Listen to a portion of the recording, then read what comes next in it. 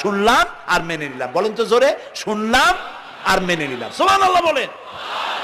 মুমিনেরা এই প্রশ্নই করবে না মদ হারাম কেন, মুমিনেরা এই প্রশ্নই করবে না জুয়া হারাম কেন, মুমিনেরা এই প্রশ্নই করবে না জেনা হারাম কেন।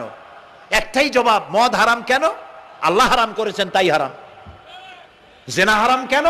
আমার আল্লাহ হারাম করেছেন তাই হারাম। জুয়া হারাম কেন? আমার আল্লাহ হারাম করেছেন তাই হারাম।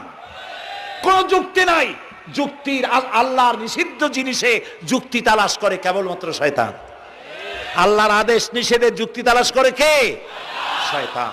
মুমিনের কাজ হলো সামি'না, বলেন, ওয়া আতা'না, শুনলাম আর মানলাম, বাস, শেষ কথা, খালাস।